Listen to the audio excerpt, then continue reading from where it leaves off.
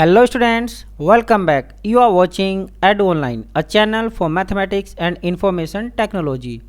आइए कंटिन्यू करते हैं अपनी क्लास 9th की unit 3B that is digital documentation. और इस यूनिट को हम अपनी प्रीवियस वीडियो से स्टार्ट कर चुके हैं, that was introduction to digital documentation. उस वीडियो में हमने जाना था डॉक्यूमेंट क्या होते हैं, डॉक्यूमेंटेशन क्या होती है और डॉक्यूमेंटेशन में यूज़ होने वाले टूल्स क्या क्या है उनके बारे में हमने डिस्कस किया था। पहले कैसे डॉक्यूमेंट क्रिएट किए जाते थे, उसके बाद इन राइटर्स का इस्तेमाल करके कैसे क्रिएट किए जाते थे, उसके बाद इलेक्ट्रॉनिक टाइपराइटर आया, उसको हम कैसे इस्तेमाल करते थे और क्या क्या इनकी लिमिटेशंस और फीचर्स थे, इसके बारे में हमने डिस्कस किया था।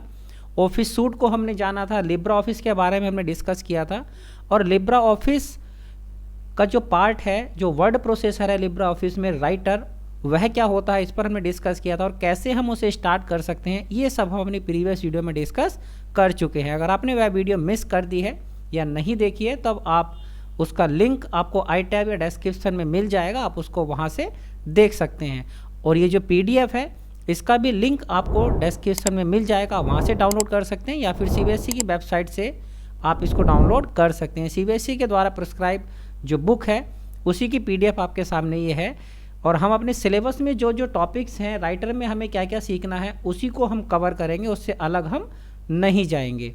तो और दूसरा, हम इसमें आज इस पर्टिकुलर वीडियो में हम सब कुछ प्रैक्टिकली सीखेंगे, जो भी हमें राइटर में कैसे हम डिजिटल डॉक्यूमेंट क्रिएट करते हैं और कौन कौन से वो फंक्शंस हैं जो हम इस्तेमाल करते हैं जो डॉक्यूमेंटेशन को आसान बना देते हैं, उन पर हम डिस्कस करेंगे। तो एक बार हम डिस्कस कर लेते हैं कि आज हम इस वीडियो में क्या क्या सीखने वाले हैं। तो एक तो हम जानेंगे जो लिब्रा ऑफिस राइटर की हमारी विंडो है, उसका जो कंटेंट है, मीन्स जो वहाँ पर टूल बार्स हैं, मीनू बार है, वो क्या क्या होती हैं, उसको हम जानेंगे। राइटर के यूजर इंटरफेस को एक्सप्लेन करेंगे।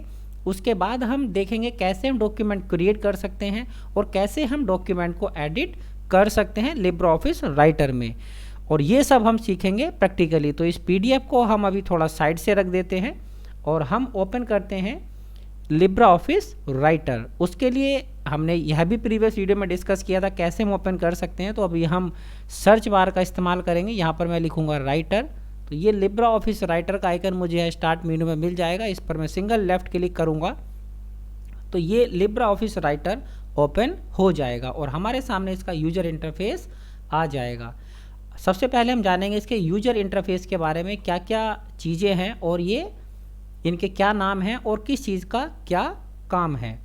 तो जैसा कि आप देख पा रहे हैं, ये यूजर इंटरफेस हमारे सामने आ गया है। इसमें सबसे ऊपर जो हमें ये बार मिलती है, जहाँ पर लिखा हुआ अनटाइटल्ड 1 लिब्रा ऑफिस राइटर, इसे हम क्या कहते हैं, this is called title bar. और ये टाइटल बार डिस्प्ले करती है एप्लीकेशन का नाम, जैसे कि आप देख पा रहे हैं लिब्रा ऑफिस राइटर यहाँ पर लिखा हुआ है। और untitled 1 that is the document name, जो भी आपके डॉक्यूमेंट का नेम होगा वो आपको यहाँ पर डिस्प्ले होता है। जब तक हम डॉक्यूमेंट को सेव नहीं करते हैं तब तक यहाँ पर इस तरीके से अनटाइटल्ड 1 2 3 इस तरह से यहाँ पर हमें नाम लिखा हुआ मिलता है। लेकिन जैसे ही हम डॉक्यूमेंट सेव कर देते हैं तब फिर हमारे डॉक्यूमेंट का नाम यहाँ पर डिस्प्ले होने लगता है। और इसी टाइटल बार पर आपको यहाँ राइट साइड में ये 3 आपको बटन मिलेंगे। दिस इज़ फॉर मिनिमाइज, आप इस विंडो को मिनिमाइज करना चाहते हैं, इस पर आप क्लिक कर दें तो ये आपका टास्क बार में आ जाएगा, मिनिमाइज हो जाएगा। इस पर वापस आप दोबारा क्लिक करेंगे तो आपको फुल विंडो पर ओपन हो जाएगा। Second button is called restore button. Restore means आप इस विंडो को थोड़ा छोटा करना चाहते हैं तो इसको रीस्टोर कर सकते हैं, इसके साइज़ को आप यहाँ से एडजस्ट कर सकते हैं। जब ये रीस्टोर मोड पर होता है तब इस बटन का नाम होता है मैक्सिमाइज। अभी आप इस पर क्लिक करेंगे तो ये आपका फुल स्क्रीन पर आ जाएगा। And the third button is to close the Libre Office Writer, means ये आपकी एप्लीकेशन को क्लोज कर देगा। तो अभी हम इस पर क्लिक नहीं कर रहे हैं, अदरवाइज एप्लीकेशन क्लोज हो जाएगी, फिर से हमें ओपन करना होगा। तो ये टाइटल बार पर जो चीज़ें होती हैं आई थिंक आपको समझ आ गया होगा। इसके बाद जो सेकंड ये बार होती है, दिस इज कॉल्ड मीनू बार। ये मीनू बार में आपको अलग अलग मीनू मिलेंगी, जैसा उसका नाम है वैसे ही रिलेटेड उसके अंदर आपको सब मीनूज़ मिलती हैं। जैसे फाइल मीनू पर अगर मैं क्लिक करूँगा तो यहाँ पर आप देखेंगे बहुत सारी सब मीनूज़ हमारे सामने ओपन हो गई हैं। अलग अलग सब मीनू का अलग अलग काम होता है। न्यू फाइल बनानी है, न्यू पर क्लिक करेंगे। पुरानी फाइल ओपन करनी है तो आप ओपन पर क्लिक करेंगे। अब यहाँ पर आप एक चीज़ नोटिस कर रहे होंगे, कुछ मीनूज़ के बाद में तो कोई साइन नहीं है, लेकिन कुछ मीनूज़ के बाद में आपको 3 डॉट के साइन दिखाई दे रहे होंगे, जैसा ओपन के बाद में है। तो जिन सब मीनूज़ के बाद आपको 3 डॉट के साइन ये मिलेंगे। इसका मतलब होगा कि जब आप इस सब मीनू पर क्लिक करेंगे तो एक डायलॉग बॉक्स आपके लिए ओपन हो जाएगा। जैसे मैं ओपन पर क्लिक करता हूँ तो देखिए डायलॉग बॉक्स ओपन हो गया है, लेकिन अगर मैं न्यू पर क्लिक करूँगा तो कुछ डायलॉग बॉक्स ओपन नहीं होगा और ये नई फाइल ओपन हो जाएगी। लेकिन न्यू के आगे आप ये देख रहे हैं इस तरह का साइन है, तो जिन सब मीनूज़ के आगे इस तरह साइन मिलेगा इसका मतलब है कि उसके पास और भी ऑप्शंस अवेलेबल हैं, कुछ और ऑप्शन आपको वहाँ पर मिल जाएंगे। तो ये कुछ के आगे जैसे एक्सपोर्ट के आगे आपको मिल रहा है, पीडीएफ के रूप में आप एक्सपोर्ट करना चाहते हैं यहाँ से कर सकते हैं, लेकिन सेव अ कॉपी के आगे कुछ नहीं है, तो ये आपका यहाँ से कोई डायलॉग बॉक्स आपको ओपन नहीं होगा।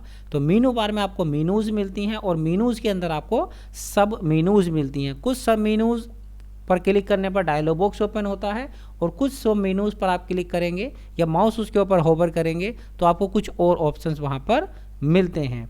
तो आई थिंक आपको समझ आ गया होगा, ये मीनू बार कहलाती है और इसके अंदर जो ऑप्शंस होते हैं वो आपके अलग अलग फंक्शंस प्रोवाइड करवाते हैं, आपको अलग अलग आप काम करते हैं। आगे हम इसके बारे में जानेंगे किस मीनू का क्या काम है और कौन सी सब मीनू किस पर्टिकुलर वर्क के लिए इस्तेमाल होती है। इसके बाद जो हमारी ये थर्ड आप यहाँ पर देख पा रहे हैं, this is called standard tool bar. Standard tool bar से मतलब है इसमें आपको कुछ ऐसे बटन्स मिलते हैं जो आप नॉर्मली यूज़ करते हैं, जो फ्रीक्वेंटली यूज होने वाले ऑप्शंस हैं वो आपको यहाँ पर ग्राफिकली दे दिए गए हैं। अदरवाइज ये सारे ऑप्शंस आपको यहाँ मीनूज़ के अंदर सब मीनू के रूप में भी मिलेंगे। जैसे पहला न्यू का है और ये दूसरा बटन आपका ओपन का है, तो ओपन हमें यहाँ पर भी अवेलेबल है और हमें फाइल मीनू के अंदर भी ओपन सब मीनू मिल जाती है। तो जो फ्रिक्वेंटली यूज होने वाले टूल्स हैं उन्हें ग्राफिकल फॉर्म में हमें यहाँ स्टैंडर्ड टूल बार पर दे दिया जाता है। नेक्स्ट है आपकी formatting tool bar. Formatting tool bar जैसा इसके नाम से ही पता चल रहा है, फॉर्मेटिंग मीन्स अगर आपको डॉक्यूमेंट फॉर्मेट करना है तो उससे रिलेटेड आपको जो टूल्स हैं वो आपको यहाँ पर मिलेंगे। अभी केवल आपको यहाँ पर ये दो ही टूल बार दिखाई दे रही हैं, आप और भी टूल बार यहाँ पर एडजस्ट कर सकते हैं। उसके लिए आपको इन मेनूज़ का इस्तेमाल करना होगा। आप व्यू जाएंगे और देखिए यहाँ पर टूल बार पर क्लिक करेंगे तो दो टूल बार पर हमारा चेक हो रहा है, तो ये दो ही टूल बार हमें यहाँ पर दिख रही हैं। अगर मैं यहाँ स्टैंडर्ड टूल बार पर क्लिक चेक को अनचेक कर दूंगा तो देखिए ये हमारी जो स्टैंडर्ड टूल बार है वो चली गई, केवल फॉर्मेटिंग टूल बार यहाँ पर अवेलेबल है। अब मुझे वापस लाना है तो टूल बार पर क्लिक करूँगा और स्टैंडर्ड टूल बार पर मैं क्लिक करूँगा तो वापस यहाँ पर आ जाएगी। तो इस तरह से आप यहाँ और भी टूल बार्स ला सकते हैं एज पर योर रिक्वायरमेंट। यहाँ पर आपके पास ये साइड में आपको ये साइड पेन मिलता है, साइड बार हम इसे कह सकते हैं, साइड पेन आप इसे कह सकते हैं। ये कुछ ऑप्शंस यहाँ पर आपको अवेलेबल होते हैं। तो अभी हमने क्या क्या जाना, सबसे ऊपर टाइटल बार होती है, उसके बाद मीनू बार होती है, फिर ये टूल बार का एरिया होता है।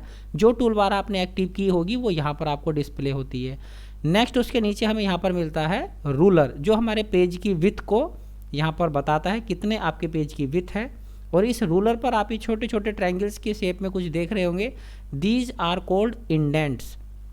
ये ऊपर वाला हमारा कहलाता है फर्स्ट लाइन इंडेंट और जो नीचे है इसके जस्ट ये कहलाता है हमारा लेफ्ट इंडेंट और जो हमारे राइट साइड में है ये कहलाता है हमारा राइट इंडेंट। इनका क्या काम होता है, टेक्स्ट आपका कहाँ तक लिखा जाए वो आपको लेफ्ट और राइट इंडेंट बताते हैं। पैराग्राफ की पहली लाइन कहाँ से शुरू हो वो आपको ये फर्स्ट लाइन इंडेंट बताता है। इसका भी यूज़ करके अभी हम देखेंगे। फिलहाल अभी हम इस यूजर इंटरफेस को समझ रहे हैं, जो चीज़ें हैं वो क्या हैं।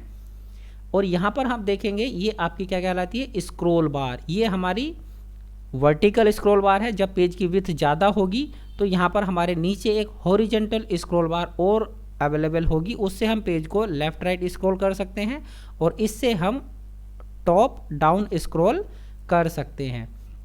सबसे नीचे हमें यहाँ पर मिलती है स्टेटस बार, जो कि हमारे इस डॉक्यूमेंट का स्टेटस बताती है, कितने हमारे पेज हैं, हम कौन से पेज पर इस समय हैं, कितने वर्ड्स हमने यहाँ पर डॉक्यूमेंट में यूज़ कर चुके हैं, कितने करेक्टर्स हैं हमारे यहाँ। इस तरह की जो इन्फॉर्मेशन है वो हमें स्टेटस बार में दिखाई देती है। जैसा कि इसके नाम से ही पता चल रहा है, ये हमारे डॉक्यूमेंट का स्टेटस शो करती है। यहाँ आप इसी स्टेटस बार पर राइट में देखेंगे तो ये जूम कंट्रोल है। आप अपनी इस जो स्क्रीन है इसको जूम कर सकते हैं और यहाँ पर आपको जूम परसेंटेज भी दिखाई देती है। जैसे कि आप देख पा रहे हैं 120% यहाँ पर लिखा हुआ है। आप इस जो बीच में आपका बटन है या तो इस पर क्लिक करने के बाद होल्ड करने के बाद ड्रैग कर सकते हैं इस तरह से इसे। देखिए मैंने इसको जूम ज़्यादा किया तो नीचे हमारी ये जो हॉरिजॉन्टल स्क्रॉल बार थी ये भी हमें अब दिखाई देने लगी है। लेकिन जैसे ही मैं इसको जूम कम करूँगा तो अभी हमारे पास हॉरिजॉन्टल और वर्टिकल दोनों ही स्क्रॉल बार चली गई, क्योंकि अब पेज हमारा पूरा विजिबल है तो स्क्रॉल करने की हमें आवश्यकता नहीं है। जिस टूल की जब आवश्यकता होती है तो वो हमारे लिए आ जाता है। यही काम आप इन प्लस और माइनस के बटन पर क्लिक करने के बाद भी कर सकते हैं। आप प्लस पर करेंगे तो आपका जूम बढ़ जाएगा और अगर आप माइनस पर क्लिक करेंगे तो आपका जूम कम हो जाएगा। उसी के बाद आप यहाँ पर देख रहे हैं ये 3 आपके ऑप्शंस हैं। ये आपके सिंगल पेज व्यू आपको देखना है, मल्टीपल पेज व्यू आपको देखना है, ये आपको बुक व्यू देखना है। आप इन तीनों में से जिस पर क्लिक करेंगे उसी के आधार पर आपका जो ये पेज आप देख पा रहे हैं वो आपको डिस्प्ले होगा। तो आई थिंक आपको समझ आ गया होगा कि जो हमारी ये यूजर इंटरफेस है राइटर का, इसमें जो चीज़ें हैं वो क्या क्या हैं और उनके क्या क्या काम हैं। अभी हम बात करेंगे नेक्स्ट कर्सर मूवमेंट के बारे में। जैसे कि अब हमारा सबसे इसमें आप देखेंगे हमारी पीडीएफ में आगे क्या है, हमारा टेक्स्ट कर्सर मूवमेंट है और उसके बाद हमारा क्या है, इसके बाद हम जानेंगे माउस पॉइंटर के बारे में। तो उसके लिए हमें थोड़ा टेक्स्ट हम यहाँ पर ले लेते हैं कि टेक्स्ट कर्सर मूवमेंट, यानी कि टेक्स्ट में हमारा कर्सर कैसे मूव करता है ये हम देखेंगे। तो उसके लिए हमें एक रैंडम टेक्स्ट चाहिए होगा। अभी हम इसको साइड से कर देते हैं पीडीएफ को। राइटर में अगर आपको रैंडम टेक्स्ट चाहिए तो वो आसानी से ले सकते हैं। आपको लिखना है D3 और उसके बाद आप F3 की प्रेस करेंगे। सॉरी अभी ये काम नहीं कर रहा है। D3 नहीं DT आपको लिखना है। DT लिखेंगे और उसके बाद आप जो फंक्शन कीज़ होती है हमारे कीबोर्ड में F3 उसको प्रेस करेंगे तो आपको एक रैंडम टेक्स्ट यहाँ पर मिल जाएगा ताकि आप उस पर एक्सपेरिमेंट करके देख सकें। तो अभी देखिए हमारे पास यहाँ पर कुछ रैंडम टेक्स्ट है। इसमें अगर हमें कर्सर को मूव करना है, कर्सर किसे कहते हैं उससे पहले ये जान लेते हैं। अभी यहाँ पर आपको दिखाई दे रहा होगा ये एक जो आई की शेप में है ये ब्लिंक हो रहा है, तो दिस इज कॉल्ड कर्सर। अगर मैं इसको जूम करूँ तब आप शायद इसको आसानी से देख पाएंगे। देखिए यहाँ पर ये जो ब्लिंक हो रहा है ये एक जो बार है ये ब्लिंक हो रही है, दिस इज कॉल्ड कर्सर। अगर आपको कर्सर को अपने टेक्स्ट में मूव करना है तो इसके लिए हमारे कीबोर्ड में एरो कीज़ होती हैं, लेफ़्ट एरो की, राइट एरो की, अप एरो की और डाउन एरो की। आप ये इमेज में भी देख सकते हैं। अगर आप राइट एरो की प्रेस करेंगे तो देखिए कर्सर आपका ये राइट में मूव करेगा, लेफ़्ट एरो की प्रेस करेंगे तो कर्सर आपका लेफ़्ट में मूव करेगा। नीचे आपको जाना है तो आप डाउन एरो की प्रेस करेंगे, ऊपर आपको जाना है तब आप अप एरो की प्रेस करेंगे। तो जो एरो कीज़ होती हैं इनके थ्रू आप अपने कर्सर को मूव कर सकते हैं। उसके बाद आपका आता है, अगर एक चीज़ और इसमें हम देख लेते हैं, थोड़ा माउस पॉइंटर की तरफ जाएं तो उसके पहले कर्सर के मूवमेंट को थोड़ा समझ लेते हैं। मान लिया आपका कर्सर किसी लाइन के बीच में है और आपको सडनली लाइन के लास्ट में आपको अपना कर्सर लेकर जाना है, तो उसके लिए हमारे कीबोर्ड में की होती है एंड की, END। एंड की आपको प्रेस करनी है और इंस्टेंटली आपका जो कर्सर है वो आपका लाइन के लास्ट में चला जाएगा। जैसे कि आप देख पा रहे हैं लास्ट में आ गया। इसी तरह अगर आपको लाइन के शुरू में अपना कर्सर लेकर आना है तब आप अपने कीबोर्ड से होम की प्रेस करेंगे, तब आपका कर्सर लाइन के स्टार्ट में आ जाएगा इंस्टेंटली। और अगर आप इस पेज के ही शुरू में जाना चाहते हैं तो आप अपने कीबोर्ड में की होती है कंट्रोल के साथ आप होम की प्रेस करेंगे। मीन्स कंट्रोल बटन को प्रेस करना है और होल्ड करना है, उसके बाद आपको होम की प्रेस करनी है। तो आप देखेंगे जो आपका कर्सर है वो आपके डॉक्यूमेंट के बिल्कुल स्टार्ट में आ जाएगा।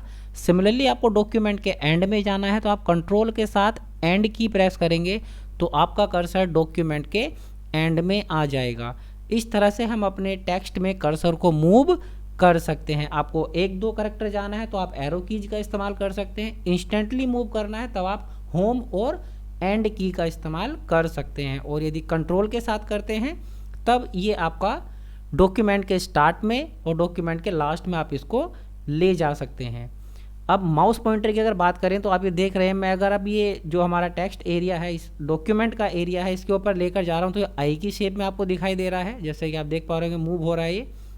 और अगर मैं इसे कर्सर को इस एरिया से बाहर लेकर जाता हूँ तब ये एरो की शेप में चेंज हो जाता है। इसका ये फ़ायदा है कि आपको जहाँ भी कर्सर आपको लेकर जाना है वहाँ पर आप जाएंगे और क्लिक कर देंगे। जैसे मुझे ड्राइंग के पहले चाहिए और वॉल के बीच में चाहिए तो मैं यहाँ पर क्लिक करूँगा, लेफ़्ट क्लिक करना है हमें तो हमारा कर्सर यहीं पर आ जाएगा। जैसे कि आप देख पा रहे हैं यहाँ पर ये ब्लिंक हो रहा है। तो माउस के थ्रू भी आप अपने कर्सर को मूव कर सकते हैं। जहाँ पर आप क्लिक करेंगे वहाँ पर आपका कर्सर पहुँच जाएगा और जो भी आपको चेंजेस करने हैं वो आप कर सकते हैं।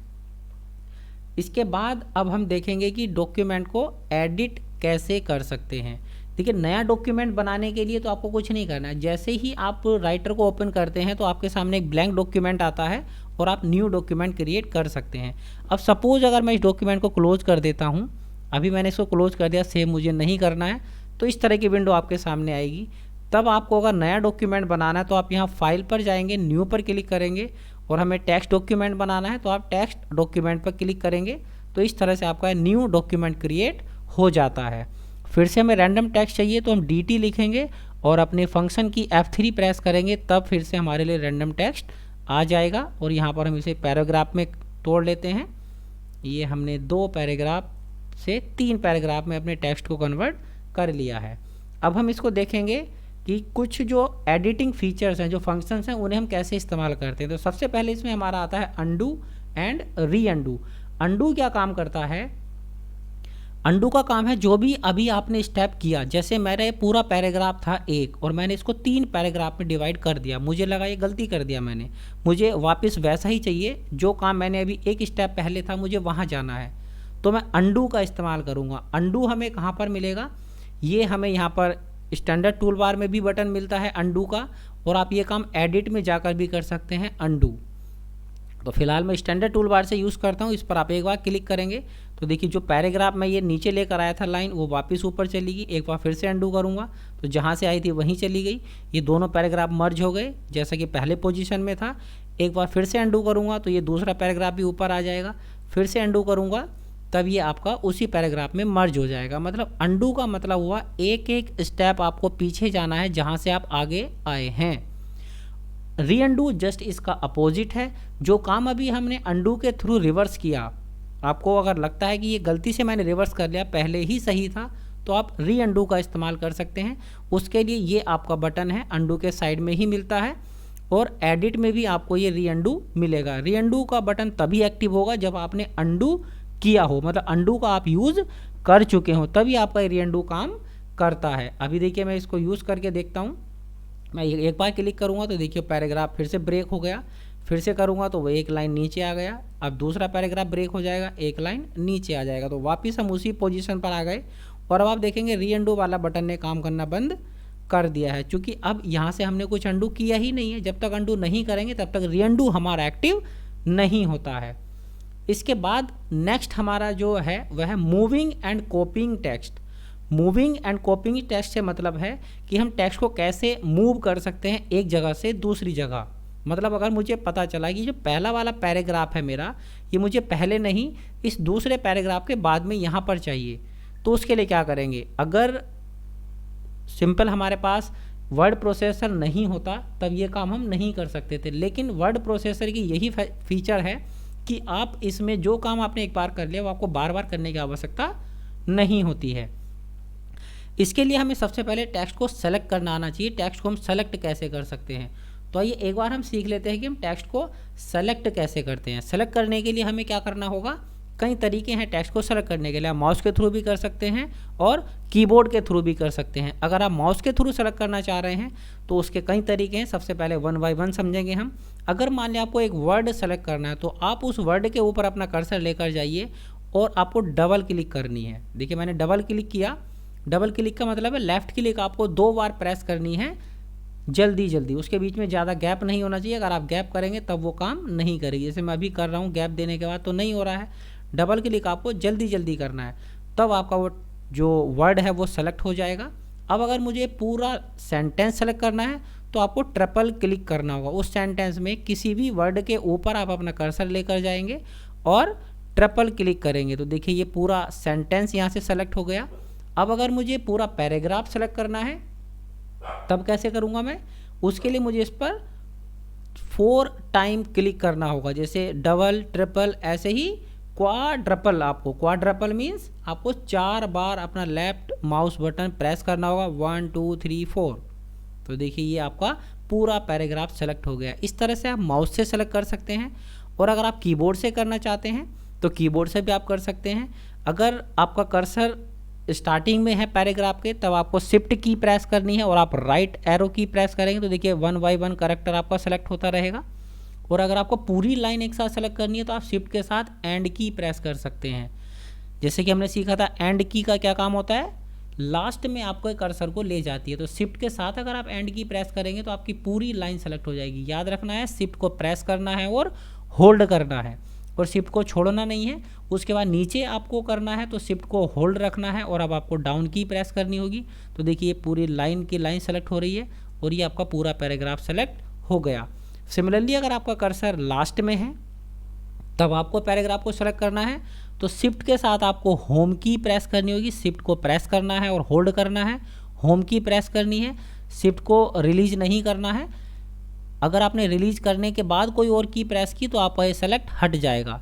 अभी अगर मान लिया एक बार आपने रिलीज कर दिया है कोई बात नहीं है, तब तक उसके बाद आपको कोई की प्रेस नहीं करनी है। वापस शिफ्ट की को प्रेस करेंगे और होल्ड करेंगे। अब अप एरो की प्रेस करेंगे, अप एरो की प्रेस करेंगे तो आपका ये ऊपर की तरफ सेलेक्ट करना शुरू कर देगा। तो इस तरीके से हम टेक्स्ट को सेलेक्ट कर सकते हैं। अब टेक्स्ट को सेलेक्ट करने के बाद ये पूरा पैराग्राफ हमें कहाँ चाहिए, नीचे चाहिए इस लास्ट वाले पैराग्राफ के बाद में। तो अब आपको इसको क्या करना होगा, कट करना होगा। अगर आप इसको मूव करना चाहते हैं तो आपको कट करना होगा।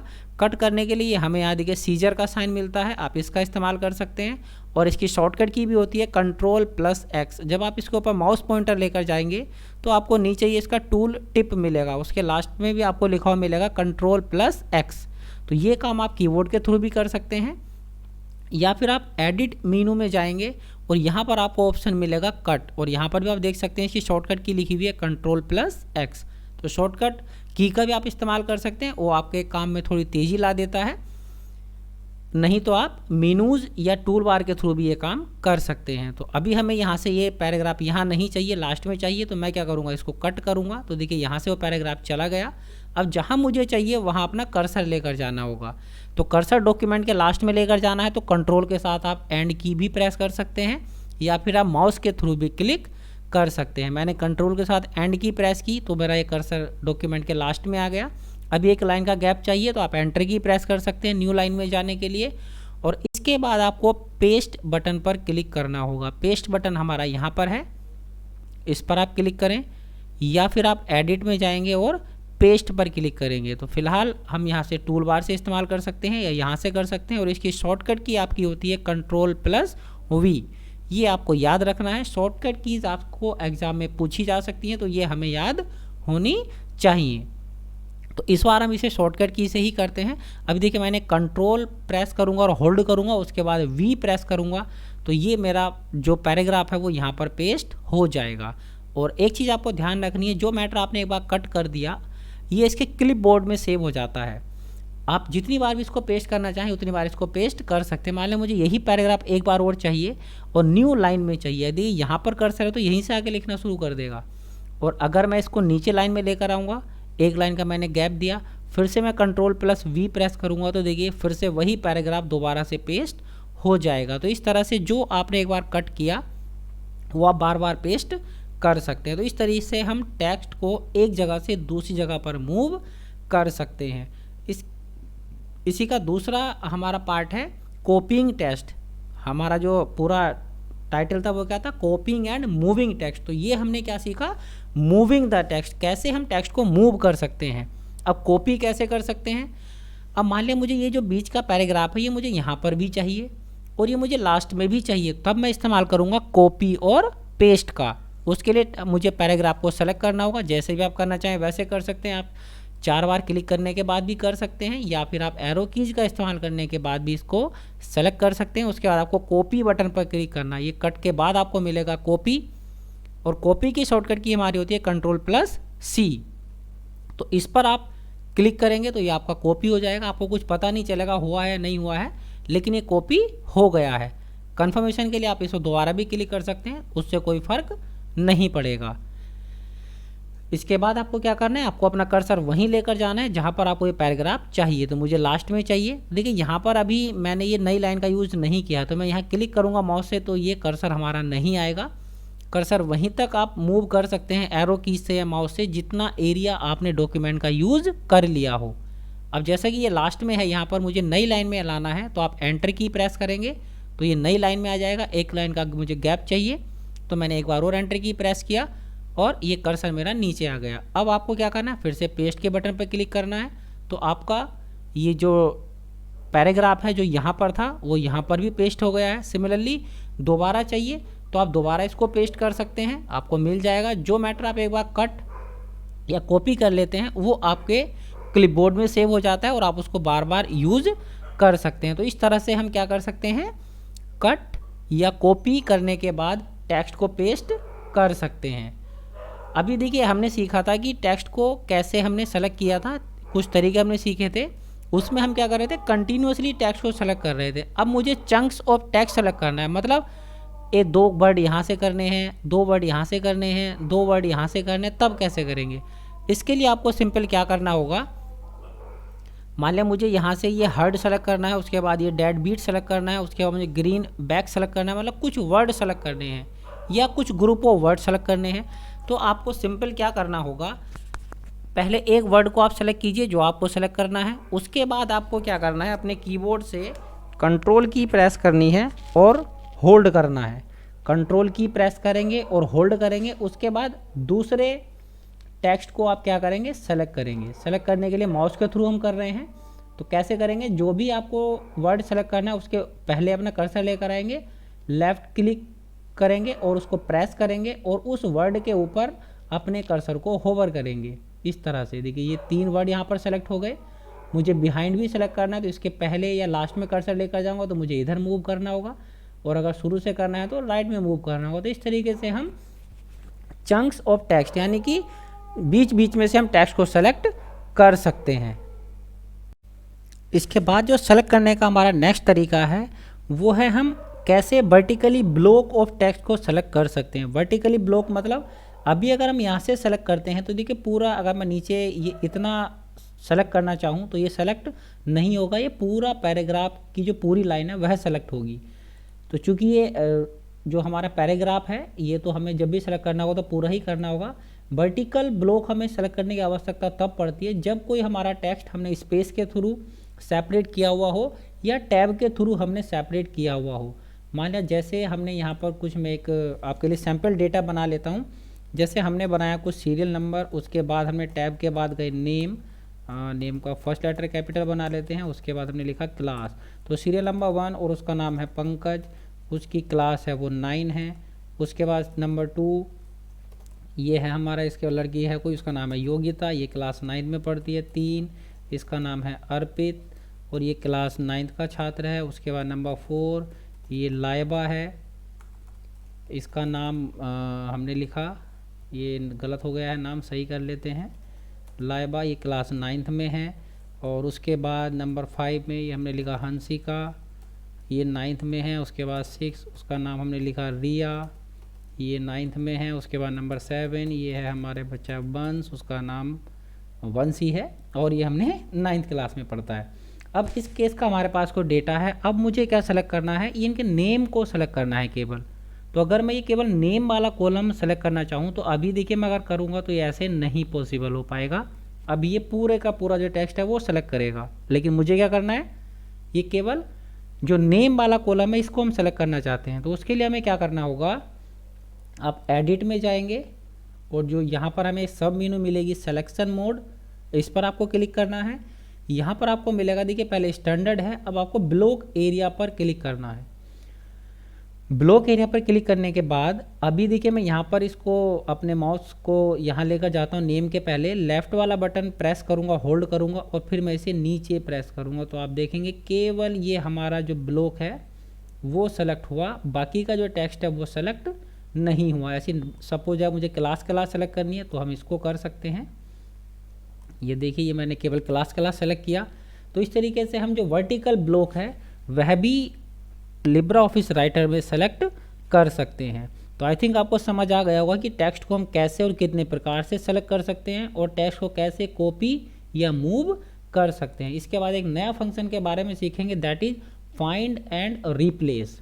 हमें इस पूरे टेक्स्ट में से कोई चीज़ फाइंड करनी है तो वो हम कैसे करेंगे, वो हमें मिलेगा एडिट में। एडिट में हमें मिलेगा फाइंड, आप यहाँ से यूज़ कर सकते हैं या इसकी शॉर्टकट की है Ctrl+F, इसका आप इस्तेमाल कर सकते हैं।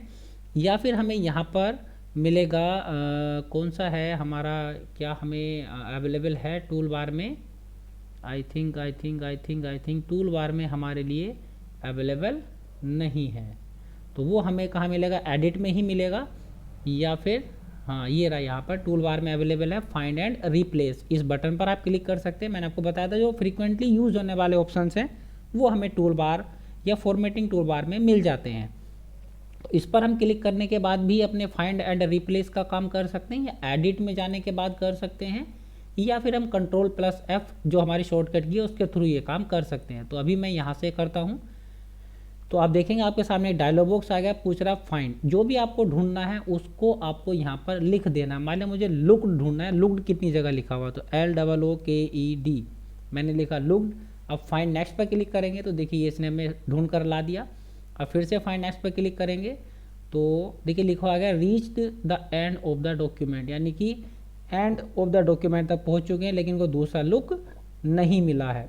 अगर इसके मिलता तो ये हमें ढूंढ कर ला देता। अब जैसे मुझे ही ढूंढना है, ही कहाँ लिखा हुआ है, तो मैंने ही लिखा और फाइंड नेक्स्ट पर क्लिक करूँगा तो देखिए पहले ही पर आ गया। दूसरा अब देखिए THE दा, यानी कि इसमें इसने जो दा में HE है उसको भी सर्च करके ले आया। अब केवल मुझे HE ही ढूंढना है, तो मुझे क्या करना है, फिर होल वर्ड्स पर क्लिक करना है। तो अभी मैं अपना कर्सर एक बार फिर से शुरू में ले आते हैं, हम फाइंड नेक्स्ट पर क्लिक करूँगा तो देखिए अब ये जो केवल HE ही होगा उसे ही सेलेक्ट करेगा। अब उसमें भी एक हमारे पास एक और ऑप्शन बचता है, एक बार फिर से कर्सर यहाँ शुरू में ले आते हैं कि हमें केवल स्मॉल h और e ही ढूंढना है, कैपिटल HE को ये ना ढूंढे। तो देखिए फाइंड नेक्स्ट पर क्लिक करूँगा तो अभी तो ये लेकर आ रहा है कैपिटल H वाले को भी, लेकिन हमें नहीं ढूंढना है कैपिटल H वाला। तो आपको क्या करना है, मैच केस पर आपको क्लिक कर देंगे और फिर फाइंड नेक्स्ट पर क्लिक करेंगे। देखिए अब इसने इसको नहीं बताया, ही पर आ गया, उसके बाद दूसरा ही। अब देखिए ये बीच में भी लिखा हुआ था HE, कैपिटल था H, तो इसने इसको सर्च नहीं किया। तो इस तरह से हम इन दोनों ऑप्शंस का इस्तेमाल कर सकते हैं। अगर आपको केवल वर्ड वही ढूंढना है जो आपने यहाँ लिखा है तो होल वर्ड ओनली पर क्लिक करेंगे, और आपको केस भी मैच करना है, मतलब कैपिटल और स्मॉल लेटर का भी आपको ध्यान रखना है, तब आप मैच केस पर क्लिक करेंगे। और अगर आपको फाइंड ऑल पर क्लिक करेंगे तो ये सारे आपको एक साथ फाइंड कर देगा। अब ये डायलॉग बॉक्स मुझे हटाकर साइड से रखना है, तो इसका जो डायलॉग बॉक्स की टाइटल बार है इस पर आपको लेफ्ट क्लिक करना है, होल्ड करना है और फिर आपको इसे ड्रैग करेंगे तो आप इसे मूव कर सकते हैं। देखिए जितनी भी जगह इसमें स्मॉल HE लिखा हुआ है वो सारे के सारे इसने हमें यहाँ पर हाईलाइट कर दिए। तो इस तरीके से हम कोई भी जो टेक्स्ट है वो अपने डॉक्यूमेंट में फाइंड कर सकते हैं। और अगर मुझे क्या करना है, इस ही की जगह मुझे लिखना है WEV, तो ये काम आप भी कर सकते हैं। सारे ही को ये चेंज कर सकता है। कर्सर शुरू में लेकर आइए और यहाँ पर ही की जगह ही लिखा है और रिप्लेस में आप लिख देंगे WEV। अब अगर आपको 1 बाय 1 रिप्लेस करना है तो आप रिप्लेस का इस्तेमाल कीजिए, और सबको एक साथ करना है तो आप रिप्लेस ऑल पर क्लिक करने के बाद ये काम कर सकते हैं। देखिए मैं 1 बाय 1 करता हूँ तो देखिए आ गया रिप्लेस पर, कह रहा है कि इसको चेंज करना है तो रिप्लेस, उसकी जगह वी कर दिया। दूसरे ही को वी करना है, रिप्लेस, उसकी जगह कर दिया। तीसरे पर आ गया। अब मैं कर देता हूँ रिप्लेस ऑल, तो जितनी भी जगह ही लिखा हुआ होगा सबकी जगह इसने क्या कर दिया होगा, WEV कर दिया होगा। और अगर अभी मैं फाइंड करना चाहूँ तो देखिए फाइंड नहीं होगा, वो रेड कलर का हो गया, मतलब इसमें कहीं भी अब ही लिखा हुआ नहीं है। तो इस तरह से हम फाइंड और रिप्लेस का इस्तेमाल कर सकते हैं। इसकी शॉर्टकट की आपको याद रखनी है क्या होती है, कमेंट में लिखकर मुझे बताएंगे फाइंड करने की शॉर्टकट की क्या होती है। इसके बाद हम नेक्स्ट देखेंगे jumping to the page number. आपको किसी एक पेज से दूसरे पेज पर जाना है, मतलब आपके इसमें बहुत सारे पेजेस हैं, अभी तो केवल हमारा देखिए एक ही है। स्टेटस बार में भी देखिए स्टेटस में हमें कुछ देखने के लिए मिल जाएगा, पेज 1 ऑफ 1, मतलब एक पेज है और उसी पर हम हैं। 492 वर्ड्स हम लिख चुके हैं, 2553 कैरेक्टर्स हम यहाँ पर यूज़ कर चुके हैं। अब मुझे क्या करना है, और भी पेज बनाने हैं, तो मैं इस टेक्स्ट को पूरे को सेलेक्ट कर लेता हूँ, कॉपी करता हूँ, और फिर मुझे लास्ट में चूँकि पेज बढ़ाना है तो हम इसके थ्रू यहाँ पर इसको थोड़ा और पेस्ट कर लेते हैं। देखिए अब हमारे कितने पेज हो गए हैं, 5 पेजेस हो गए हैं। स्क्रॉल बार के थ्रू हम इसको देख भी सकते हैं। ये देखिए अलग अलग पेज के बीच में हमें यहाँ पर ये ब्रेक दिखाई देगा, और इस तरह से हम यहाँ ऊपर आ गए हैं अपने फर्स्ट पेज पर। अब मुझे जाना है 4th पेज पर। डायरेक्टली मैं नहीं चाहता कि स्क्रॉल करके जाऊँ, डायरेक्टली मुझे 4th पेज पर जाना है। तो उसके लिए हमारा काम करेगा जंपिंग टू द पेज, यानी गो टू पेज ऑप्शन हमें यहाँ पर मिलेगा एडिट मेनू में, गो टू पेज। इस पर आप क्लिक करेंगे तो एक डायलॉग बॉक्स आएगा, यहाँ पर आपसे पूछेगा कौन से पेज पर आप जाना चाहते हैं, और यहाँ पर O5 पहले से लिखा हुआ है क्योंकि टोटल 5 पेजेस हैं। अब मुझे 4th पेज पर जाना है, मैं नंबर 4 टाइप करूँगा, ओके पर क्लिक करूँगा तो देखिए 4 पेज पर हमारा कर्सर आ गया है। इस तरह से आप किसी भी पेज नंबर पर डायरेक्टली पहुँच सकते हैं। और इसकी शॉर्टकट की क्या होती है, Ctrl+G। एडिट मेनू पर जाएंगे, यहाँ पर आपको दिख जाएगा गो टू पेज, Ctrl+G। अगर आपको रिप्लेस के साथ आपको डायलॉग बॉक्स होना है तो Ctrl+H आप इस्तेमाल करेंगे, और फाइंड के लिए हम क्या इस्तेमाल करते हैं, Ctrl+F। पहले जो हमने इस्तेमाल किया था वो फाइंड एंड रिप्लेस था, जिसमें हमें फाइंड और रिप्लेस दोनों ऑप्शन मिल गए थे। केवल आप अगर फाइंड ही करना चाहते हैं, रिप्लेस नहीं करना चाहते, तब आप फाइंड बटन पर क्लिक करेंगे तो ये नीचे आपको देखिए यहाँ पर ओपन हो जाएगा और लिख रहा है फाइंड। जो भी आपको फाइंड करना है वो आप यहाँ पर लिखेंगे WEV, और यहाँ से आप इसको क्या कर सकते हैं, फाइंड नेक्स्ट पर क्लिक करेंगे तो ये आपका सर्च करके ले आएगा। फाइंड प्रीवियस पर क्लिक करेंगे तो ये आपको पीछे की तरफ सर्च करके ले आएगा। और मैच केस ये आपका यहाँ पर अवेलेबल है ही। फाइंड ऑल सारे एक साथ फाइंड करने हैं तो आप फाइंड ऑल पर क्लिक करेंगे, जितनी जगह वी लिखा हुआ होगा वो आपको ये हाईलाइट करके यहाँ पर दिखा देगा। मैच केस पर क्लिक करेंगे तो आपको जो केवल WEV होगा कैपिटल या स्मॉल का ये ध्यान रखते हुए हमें यहाँ पर दिखाएगा। अब होल वर्ड यहाँ पर अवेलेबल नहीं है तो वो काम हम यहाँ से नहीं कर सकते, उसके लिए हमें फिर फाइंड एंड रिप्लेस पर ही काम करना होगा।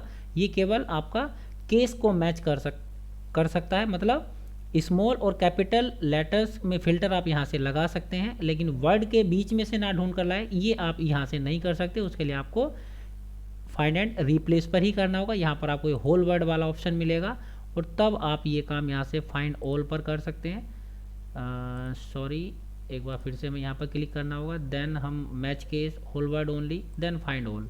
तो अब ये जो बीच में WEV थे वो सेलेक्ट करके नहीं लाएगा। तो इस तरह से हम फाइंड और फाइंड रिप्लेस को और गो टू पेज को इस्तेमाल कर सकते हैं। इसके बाद हम देखेंगे नॉन प्रिंटिंग करेक्टर्स।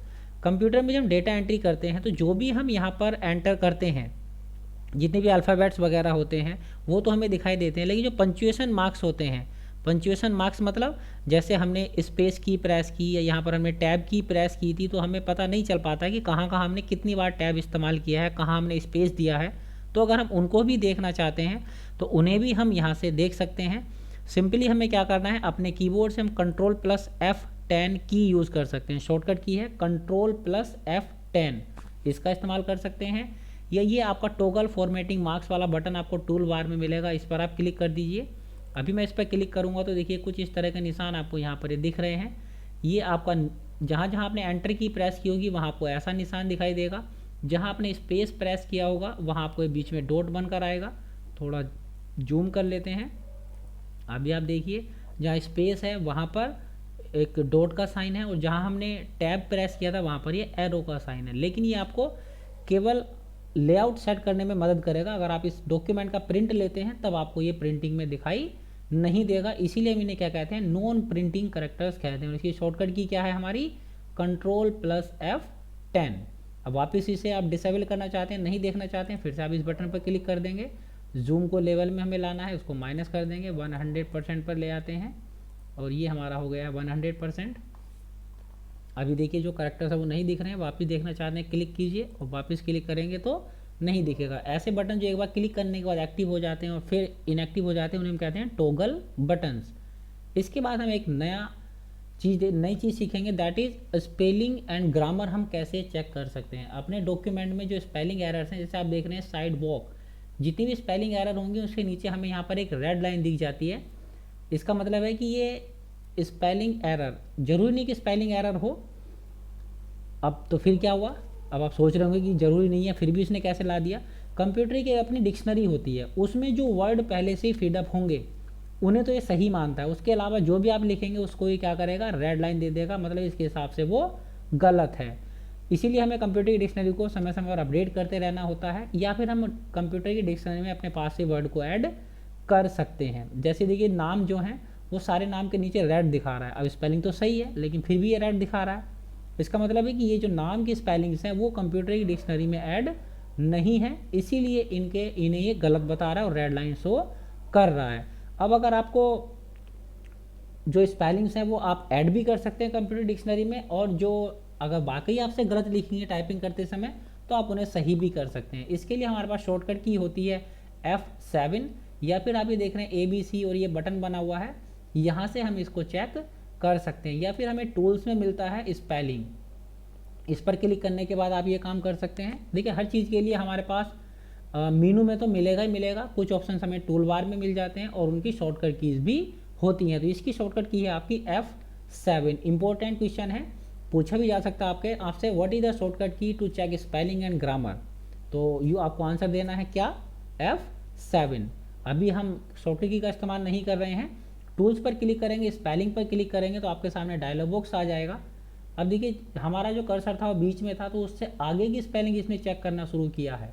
देखिए कर्सर यहाँ था तो उससे आगे की चेक कर रहा है। मैं यहाँ पर कर्सर शुरू में रखूँगा तो फिर ये इससे आगे की चेक करना शुरू करेगा। देखिए साइड वॉक इसके हिसाब से गलत है, इसके हिसाब से जो सजेशंस है वो इसने हमें यहाँ पर दे दिए कि मेरे हिसाब से ये सही है, इनमें से जो आप करना चाहें वो कर सकते हैं। साइड वॉल करना चाहते हैं, साइड वॉक अलग अलग है इसके हिसाब से सही। तो अगर आपको लग रहा है कि ये सही है तो सजेशन पर क्लिक करेंगे और आप क्या करेंगे, यस। देखिए यहाँ पर हमें कुछ बटन मिल रहे हैं, ignore once, ignore all, add to dictionary, correct, correct all और ऐड टू ऑटो करेक्ट। मतलब करेक्ट करना चाहते हैं, करेक्ट पर क्लिक कर दीजिए, ये ऑटोमेटिक उसने साइड वॉक को अलग अलग कर दिया। ग्रीन बैग्स के साथ फिर वही केस है, ग्रीन बैग्स को गलत बता रहा है। आप करेक्ट करना चाहते हैं, केवल इसी को सही करना चाह रहे हैं, जितनी जगह भी आगे ग्रीन बैग्स लिखा हुआ सभी को एक साथ सही करना चाह रहे हैं। सभी को करना चाह रहे हैं तो करेक्ट ऑल पर क्लिक करेंगे, केवल इसे सही करना चाह रहे हैं तब करेक्ट पर क्लिक करेंगे। तो हमें केवल इसको ही सही करना है। और मान लिया यही डिक्शनरी में ऐड करना चाहते हैं आप, ये स्पेलिंग कंप्यूटर की डिक्शनरी में ऐड हो जाए, आगे फिर आपको कभी गलत ना बताए, तो आप इसको कर देंगे ऐड टू डिक्शनरी। अब इसकी डिक्शनरी में ऐड हो गया है, आगे इसको कभी गलत नहीं बताएगा। आगे लेबर और उससे सजेशन उसने दे दिया LABOUR आपको करना है, तो आप करेक्ट पर क्लिक कर देंगे। आगे अगर आप चाहते हैं कि ये इसको देखिए दोबारा फिर कहीं मिला उसे ये, तो दोबारा उसने बता दिया। अगर हम करेक्ट ऑल कर देंगे तो फिर सब जगह ये सही कर देगा। इसके बाद जो नाम की स्पेलिंग है वो इसने गलत बता रहा है इसके हिसाब से, लेकिन हमारे हिसाब से सही है, तो हम क्या करेंगे ऐड टू डिक्शनरी कर देंगे। अर्पित ऐड टू डिक्शनरी कर देंगे। इस तरह से हम क्या कर सकते हैं, जो वर्ड हमें ऐड करना है उसे ऐड टू डिक्शनरी कर देंगे। एक बार इग्नोर करना चाहते हैं इग्नोर वंस, सभी जगह ये वर्ड को इग्नोर कर दे, रेड लाइन ना दिखाए, तब इग्नोर ऑल। और सबको एक साथ करेक्ट करना है, correct all. Add to auto correct मतलब कि इस जगह पर ये वर्ड हो जाए ऑटोमेटिकली, तो आप इसे ऐड टू ऑटो करेक्ट में क्लिक कर सकते हैं। क्लोज पर आप क्लिक कर दीजिए, जो भी आपको चेंजेस करने थे वो आपने कर लिए। अभी देखिए सभी हमने नहीं किए तो अभी भी रेड लाइन शो कर रहा है। और एक हमारे ये देता है ग्रीन ब्लू कलर की लाइन देता है। जैसे मैंने अगर कहीं डबल स्पेस दे दिया, जैसे मैंने लिखा आए और मैंने 2 बार स्पेस दे दिया M मोहन ये लिखा मैंने, तो ये क्या करेगा, जहाँ हम डबल स्पेस दे देते हैं वहाँ पर ये एक ब्लू कलर की वेवी लाइन डिस्प्ले करता है। अभी देखिए यहाँ पर ये नहीं कर रहा है, I think something is wrong, वरना आपको यहाँ पर ये ब्लू कलर की एक वेवी लाइन, जैसे रेड कलर की वेवी लाइन है वैसे ही यहाँ पर आपको एक ब्लू कलर की ये लाइन देता, लेकिन फ़िलहाल इसने नहीं दिया है। लेकिन अगर आप चेक करके देखेंगे तो उसका मतलब होता है कि वो आपकी सिंटेक्स एरर है और उसे आप स्पेलिंग ग्रामर के थ्रू चेक कर सकते हैं। अभी इसने नहीं दिखाया, I think something is wrong, कभी कभी ऐसा हो जाता है, लेकिन कोई नहीं। अगर कहीं आपको ब्लू लाइन दिखाई देती है ब्लू कलर की, जैसे रेड कलर की ये वेवी लाइन दिखाई दे रही है, ऐसी ब्लू कलर की दिखाई देती है, तो समझ जाएंगे आप कि वो सिंटेक्स एरर है। और अगर आपको कहीं ये रेड कलर की दिखाई दे रही है तो इसका मतलब है कि ये किस प्रकार की है, स्पेलिंग एरर है। तो इस तरह से हम स्पेलिंग और ग्रामर को इस्तेमाल कर सकते हैं, अपने डॉक्यूमेंट में हम चेक कर सकते हैं। और एक नेक्स्ट हमारा आता है इसमें using synonym and thesis. Synonym और थीसिस क्या होती हैं, ये हमारा लास्ट टॉपिक है, इसके बाद हम इस वीडियो को एंड करेंगे। फॉर्मेटिंग हम सीखेंगे अपनी नेक्स्ट वीडियो में। काफ़ी लंबा सेशन हो चुका है, अगर आप अभी तक बने हुए हैं तो आपके अंदर बहुत पेशेंस है, आप बहुत लंबा जाएंगे, आपके अंदर सीखने की जो क्षमता है वो बहुत ज़्यादा है।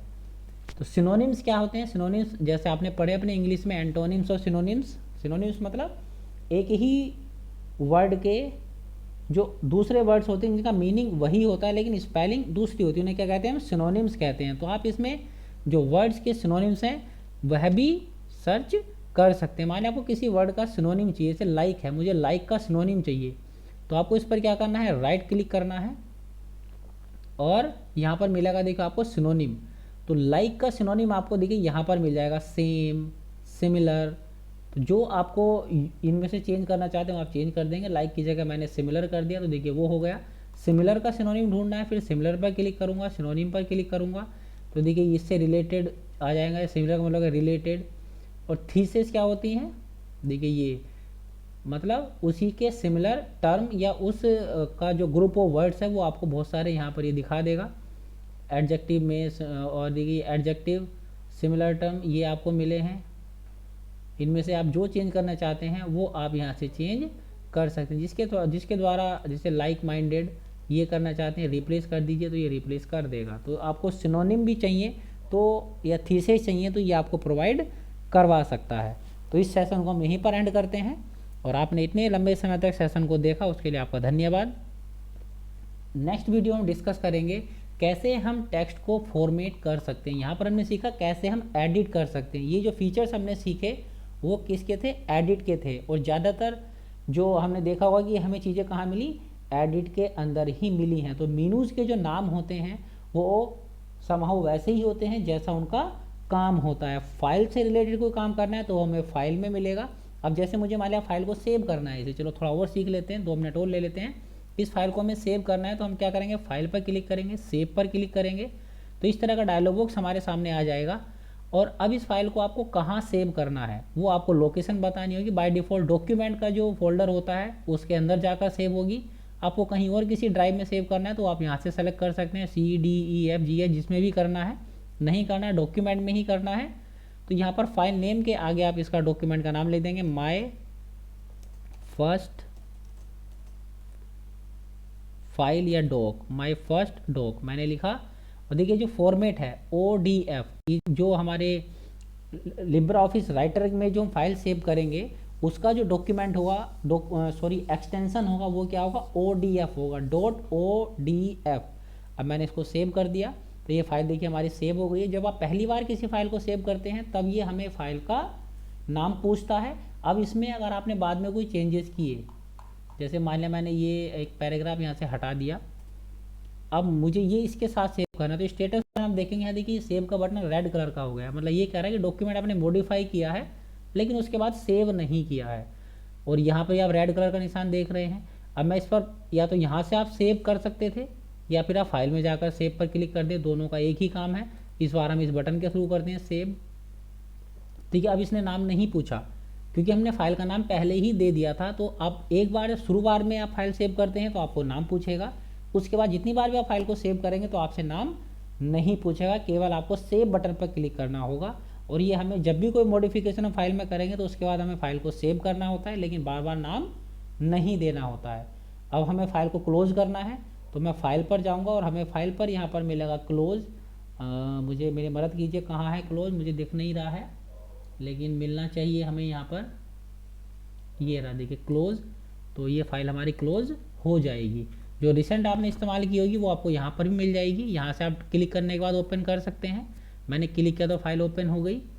क्लोज करने की शॉर्टकट की होती है Ctrl+W। कंट्रोल प्रेस करेंगे, होल्ड करेंगे और W प्रेस करेंगे तो आपकी फ़ाइल क्लोज हो जाएगी। अब आपको फाइल ओपन करनी है तो आप यहाँ से भी कर सकते हैं। फाइल में जाएंगे, ओपन पर क्लिक करेंगे, इसकी शॉर्टकट की होती है Ctrl+O। तो डायलॉग बॉक्स आपके सामने आएगा। डॉक्यूमेंट वाला फोल्डर ऑलरेडी ओपन है, इसी के अंदर अपने फाइल को सेव किया था तो यहीं पर मिलेगी। या तो आप यहाँ पर फाइल का नाम अगर आपको याद है तो आप लिख दें, जैसे हमें याद है माई फर्स्ट डॉग, तो देखो उससे मिलते जुलते नाम आपको यहाँ पर नीचे दिख जाएंगे। तो जो इसका हमारा एक्सटेंशन आप देख रहे हैं .ODT, ODF तो हमारे जो हमारा लिब्रा ऑफिस है उसका फॉर्मेट होता है ODF, ओपन डॉक्यूमेंट फॉर्मेट। और जो हमारी राइटर की फाइल होगी उसका जो एक्सटेंशन होता है वो क्या होता है .ODT। ये भी आपको याद रखना है, 1 मार्क में आपसे पूछा जा सकता है what is the extension of a Libra Office writer file. तो उसका एक्सटेंशन क्या होगा .ODT। यही फाइल आपको यहाँ पर भी मिल जाएगी। आप इसको स्क्रॉल बार के थ्रू इसको सर्च कर सकते हैं, कहीं ना कहीं आपको यहाँ पर ये मिल जाएगी। I think this one, my first dog. तो इस पर क्लिक करने के बाद आप ये काम कर सकते हैं, या फिर आपने जो हमने नाम लिखा था उसके थ्रू भी कर सकते हैं। कुल मिलाकर नाम फाइल का यहाँ जाना चाहिए। ओपन पर क्लिक करेंगे तो आपका वो डॉक्यूमेंट ओपन हो जाता है। तो इस तरीके से हम कोई भी डॉक्यूमेंट बनाने के बाद सेव कर सकते हैं और वापस दोबारा उसको ओपन कर सकते हैं, उसमें कुछ भी एडिट कर सकते हैं, फिर से वापस उसको हम सेव कर सकते हैं। अभी जैसे मैंने डिलीट कर दिया मान लिया, तो देखिए फिर से वहाँ ये रेड बटन शो होने लगा। इसका मतलब है कि डॉक्यूमेंट में फॉर्मेट एडिटिंग की गई है लेकिन सेव नहीं किया गया है। सेव पर क्लिक कर देंगे, ये हट जाएगा, फाइल आप क्लोज करेंगे। अगर देखिए एक चीज़ और, क्लोज करेंगे तो सिंपल क्लोज हो जाएगी, लेकिन अगर मैंने कुछ डिलीट किया और उसके बाद में इसको क्लोज करूँगा तो ये हमसे पूछेगा कि आपने इसमें कोई चेंजेस किए हैं, क्या आप उन चेंजेस को सेव करना चाहते हैं या नहीं। अगर मैं यहाँ सेव पर क्लिक करूँगा तो वो जो मैंने चेंज किया वो फाइल में सेव हो जाएगा। डोंट सेव पर क्लिक करूँगा तो फाइल में जो अभी चेंज किया है वो सेव नहीं होगा, उसके बिना ही फाइल सेव हो जाएगी। अब आपकी मर्जी है, जैसा आप करना चाहें एज पर योर रिक्वायरमेंट आप कर सकते हैं। तो देखिए केवल फाइल हमारी क्लोज हुई है, अभी हमारा जो राइटर है वो क्लोज नहीं हुआ है। राइटर को क्लोज करने के लिए आप या तो इस क्रॉस वाले बटन पर क्लिक करेंगे या फाइल पर जाएंगे और यहाँ पर मिलेगा एग्जिट लिब्रा ऑफिस, इस पर आप क्लिक करेंगे तो आपकी ये जो फाइल है वो फाइल नहीं सॉरी एप्लीकेशन क्लोज हो जाएगी। देखिए बंद हो गया, हम डेस्कटॉप पर आ गए हैं। इस तरह से हम अपने किसी भी डॉक्यूमेंट को एडिट कर सकते हैं। आई थिंक आपको समझ आया होगा। फिर भी यदि कोई प्रॉब्लम है तो आप मुझे कमेंट में लिख सकते हैं, मैं कोशिश करूँगा कि आपकी जो प्रॉब्लम है उसको रिजॉल्व कर पाऊँ। उम्मीद करता हूँ आपको वीडियो पसंद आई होगी। अगर पसंद आई हो तो वीडियो को लाइक और शेयर करना ना भूलें। And thanks for watching edu online. सुरक्षित रहें और सीखते रहें।